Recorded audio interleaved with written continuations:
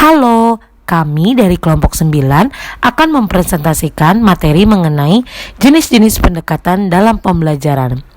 Sebelumnya, anggota dari kelompok 9 terdiri atas saya, Cantika Raisa Handani, dan teman saya, Novika Eriata Tepu. Pendekatan pembelajaran. Pendekatan pembelajaran dapat diartikan sebagai titik tolak atau sudut pandang kita terhadap proses pembelajaran yang merujuk pada pandangan tentang terjadinya suatu proses yang sifatnya masih sangat umum. Di dalamnya mewadahi, menginspirasi, menguatkan, dan melatari metode pembelajaran dengan cakupan teoritis tertentu.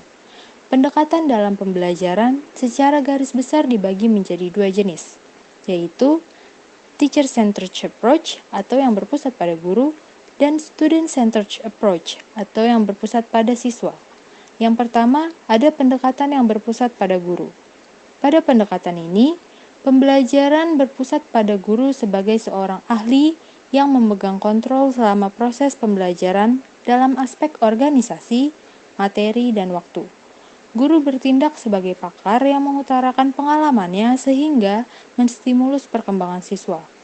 Perkembangan yang berpusat pada guru ini menurunkan beberapa strategi seperti pembelajaran langsung dan pembelajaran deduktif atau pembelajaran ekspositori. Dan yang kedua yaitu pendekatan yang berpusat pada siswa. Pendekatan yang berpusat pada siswa ini mendorong siswa untuk mengerjakan sesuatu sebagai pengalaman praktik dan membangun makna atas pengalaman yang diperolehnya. Pusat pembelajaran diserahkan langsung ke peserta didik dengan supervisi dari guru. Pendekatan pembelajaran yang berpusat pada siswa menurunkan strategi pembelajaran seperti discovery learning dan inquiry, yaitu penyingkapan atau penyelidikan. Selanjutnya ada fungsi dari pendekatan pembelajaran. Pendekatan pembelajaran ini memiliki beberapa fungsi, di antaranya yang pertama sebagai pedoman umum dalam menyusun langkah-langkah metode pembelajaran yang akan digunakan. Yang kedua, sebagai pemberi garis-garis rujukan untuk perancangan pembelajaran. Yang ketiga, untuk menilai hasil-hasil pembelajaran yang telah dicapai.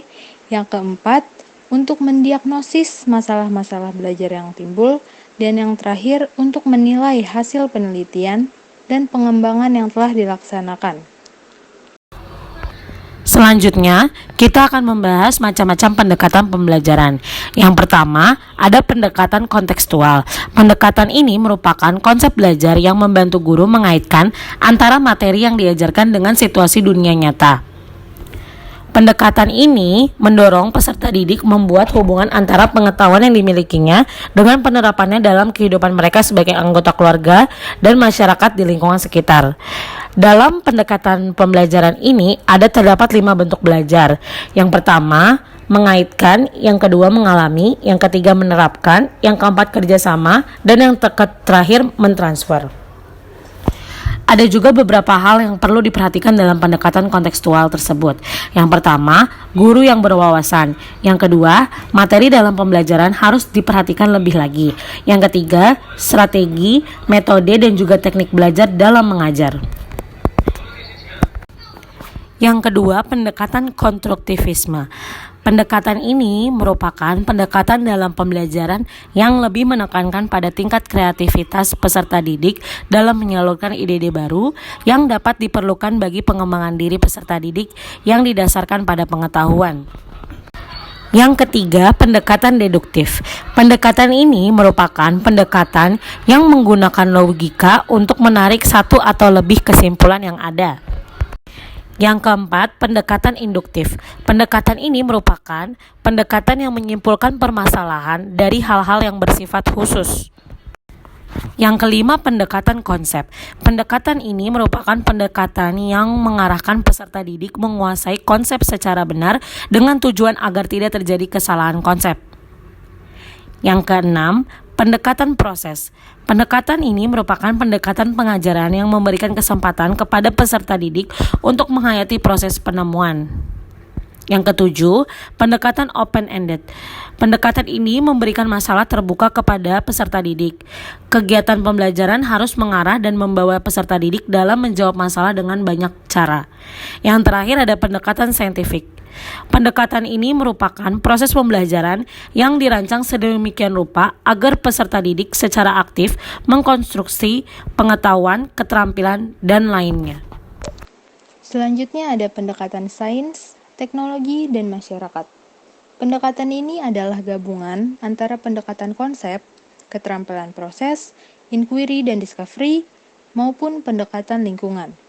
Sains, teknologi, dan masyarakat atau yang biasa disingkat dengan STM adalah pendekatan terpadu antara teknologi dan isu yang ada di masyarakat. Tujuan pendekatan ini untuk membuat peserta didik mempunyai cukup bekal pengetahuan, sehingga dapat mengambil keputusan penting mengenai masalah-masalah dalam masyarakat dan mengambil tindakan sehubungan dengan keputusan yang sudah diambil. Filosofi yang mendasari pendekatan ini adalah pendekatan konstruktivisme, yakni peserta didik membuat sendiri konsep-konsep di dalam struktur kognitifnya berdasarkan apa yang telah mereka ketahui. Selanjutnya ada pendekatan realistik, yaitu sebuah pendekatan pembelajaran yang berusaha menempatkan pendidik pada hakiki dasar pendidikan itu sendiri. Menurut pendapat lain, pendekatan realistik adalah pendekatan yang memakai masalah situasi dunia nyata atau konsep sebagai titik tolak dalam belajar matematika. Dalam pembelajaran ini, strategi-strategi informasi siswa berkembang saat mereka menyelesaikan masalah pada situasi-situasi biasa yang sudah dikenal. Keadaan ini dijadikan sebagai titik awal pembelajaran pendekatan realistik atau realistic mathematics education. Pada pendekatan realistik ini, guru berperan sebagai fasilitator atau moderator atau bahkan evaluator. Sedangkan murid berpikir, mengkomunikasikan argumennya, mengklasifikasikan jawaban mereka, dan melatih untuk saling menghargai strategi atau pendapat orang lain. Selanjutnya ada pendekatan problem solving, yaitu pendekatan pemecahan masalah, di mana pendekatan ini adalah pendekatan yang memungkinkan siswa untuk memperoleh pengalaman, menggunakan pengetahuan serta keterampilan yang sudah dimiliki untuk diterapkan pada pemecahan masalah yang tidak rutin. Pendekatan problem solving memberi kesempatan kepada siswa untuk menemukan penyelesaian dari masalah tersebut. Maka mereka akan memperoleh kepuasan tertentu, sehingga siswa akan lebih termotivasi mempelajari prinsip-prinsip atau konsep yang diberikan. Dalam menyelesaikan masalah, siswa perlu dilatih untuk mendapatkan langkah-langkah penyelesaian secara teratur, sistematis, dan penarikan kesimpulan secara sah berdasarkan kaidah yang telah ditetapkan. Pendekatan problem solving dalam pembelajaran menekankan pada pemahaman terhadap permasalahan, kemudian mencari penyelesaian dan menyelesaikan permasalahan serta melakukan evaluasi kembali penyelesaian yang dilakukan. Selanjutnya ada pendekatan tematik. Pendekatan tematik merupakan suatu proses untuk mengaitkan dan memadukan materi ajar dalam suatu mata pelajaran atau antar mata pelajaran dengan semua aspek perkembangan anak serta kebutuhan dan tuntunan lingkungan sosial keluarga. Karakteristik perkembangan matematik adalah yang pertama, pembelajaran tematik berpusat pada siswa atau student-centered. Yang kedua, pembelajaran tematik dapat memberikan pengalaman langsung kepada siswa atau direct experience. Yang ketiga, dalam pembelajaran tematik, pemisah antara mata pelajaran menjadi tidak begitu jelas. Yang keempat, pembelajaran tematik menyajikan konsep-konsep dari berbagai mata pelajaran dalam suatu proses pembelajaran. Yang kelima, pembelajaran tematik bersikap luwes atau fleksibel. Dan yang terakhir, hasil pembelajaran dapat berkembang sesuai dengan minat dan kebutuhan siswa. Sekarang kita masuk ke dalam jenis-jenis pendekatan pembelajaran.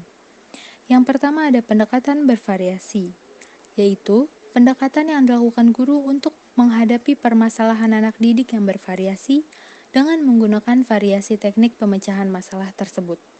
Saat guru dihadapkan kepada permasalahan peserta didik, maka guru akan berhadapan dengan masalah yang bervariasi. Ini karena setiap peserta didik memiliki permasalahan yang berbeda. Jika permasalahan yang dihadapi oleh peserta didik ini bervariasi, maka pendekatan yang digunakan pun akan jauh lebih tepat dengan pendekatan bervariasi. Kasus yang biasanya muncul dalam pengajaran ini memiliki berbagai motif, sehingga diperlukan variasi teknik pemecahan masalah untuk setiap kasus. Maka kiranya pendekatan bervariasi ini bisa menjadi alat bantu yang dapat digunakan oleh guru dalam kepentingan pengajaran. Yang kedua ada pendekatan individual, yaitu pendekatan langsung yang dilakukan guru terhadap anak didiknya untuk memecahkan kasus anak didiknya tersebut. Pendekatan individual juga dapat diartikan sebagai suatu pendekatan yang melayani perbedaan-perbedaan perorangan siswa sedemikian rupa, sehingga dengan penerapan pendekatan individual memungkinkan berkembangnya potensi masing-masing siswa secara lebih optimal.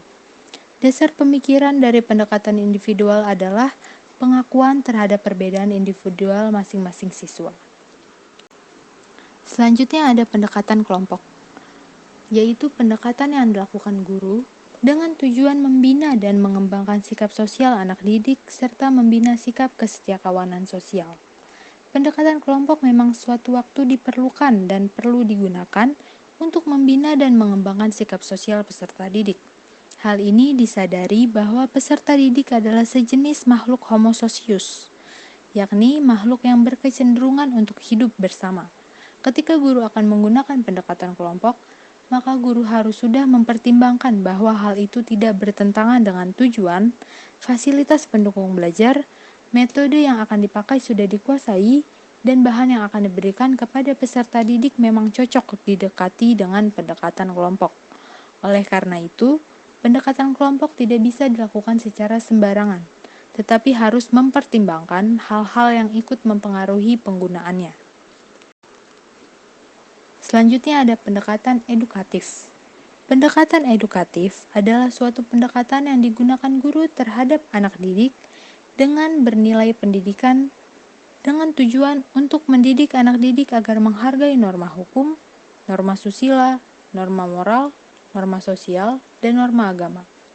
Misalnya ketika lonceng tanda masuk kelas telah berbunyi, anak-anak tidak dibiarkan masuk terlebih dahulu, tetapi mereka disuruh berbaris di depan pintu masuk dan ketua kelas diperintahkan untuk mengatur barisan, dan anak-anak berbaris dalam kelompok sejenisnya. Kemudian guru berdiri sambil mengontrol mereka. Semua dipersilakan masuk kelas satu persatu menyalami guru dan mencium tangan guru sebelum dilepas. Akhirnya semua anak masuk kelas untuk memulai pelajaran. Selanjutnya pendekatan pengalaman. Pendekatan ini merupakan suatu pendekatan yang memberikan pengalaman kepada anak didik dengan tujuan untuk mendapat pengalaman tertentu, baik secara individu maupun secara kelompok. Selanjutnya, pendekatan pembiasaan. Pendekatan ini merupakan pendekatan yang memberikan kesempatan kepada siswa untuk senantiasa menerapkan suatu materi pembelajaran dalam kehidupan sehari-hari. Selanjutnya, pendekatan emosional merupakan suatu usaha untuk menggugah perasaan dan emosi peserta didik dalam meyakinkan dan memahami materi yang dipelajari. Selanjutnya, pendekatan rasional. Pendekatan yang memberikan pembuktian tentang sesuatu yang berhubungan dengan masalah pelajaran yang harus sesuai dengan tingkat berpikir peserta didik. Kesalahan pembuktian akan berakibat fatal bagi bagian anak. Selanjutnya, pendekatan fungsional. Pendekatan ini merupakan suatu pendekatan yang diharapkan dapat membentuk kepribadian peserta didik dengan mendayagunakan nilai guna dari suatu ilmu untuk kepentingan hidupnya. Selanjutnya, pendekatan kebermaknaan merupakan pendekatan yang memasukkan unsur-unsur terpenting, yaitu pada bahasa dan makna. Yang terakhir, pendekatan keagamaan merupakan pendekatan yang memasukkan unsur-unsur agama dalam setiap mata pelajaran dan untuk menanamkan jiwa agama kepada diri siswa. Di sini kami juga menyediakan pendekatan pembelajaran yang relevan dengan kurikulum 2013. Yang pertama ada pendekatan konstruktivisme. Pendekatan konstruktivisme adalah sebuah pendekatan pembelajaran yang lebih mentitik beratkan pada tingkatan kreativitas peserta didik dalam mengekspresikan ide-ide baru yang dibutuhkan dalam mengembangkan diri peserta didik berdasarkan pengetahuannya.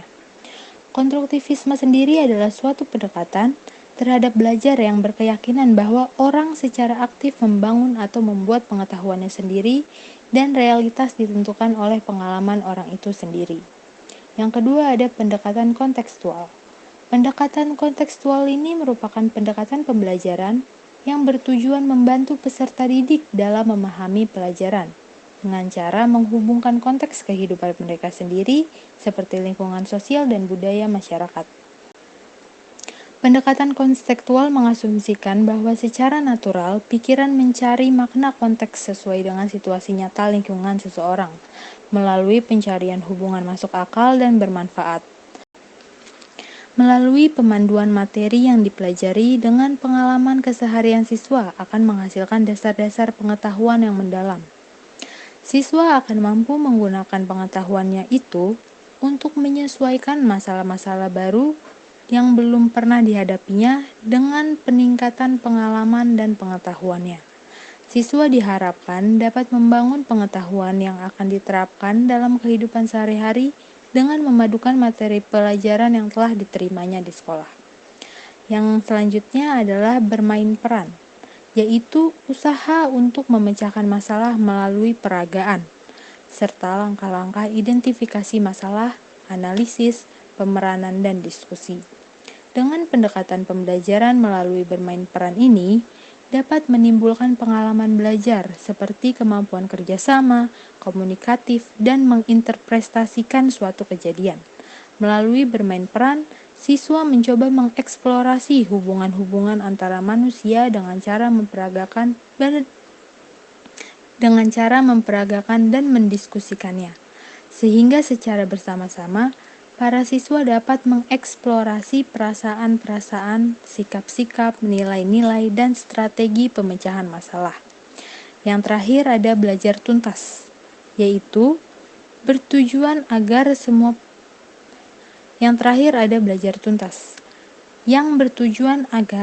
peserta didik memperoleh hasil belajar secara maksimal. Pembelajaran harus dilaksanakan dengan sistematis menggunakan strategi yang beragam.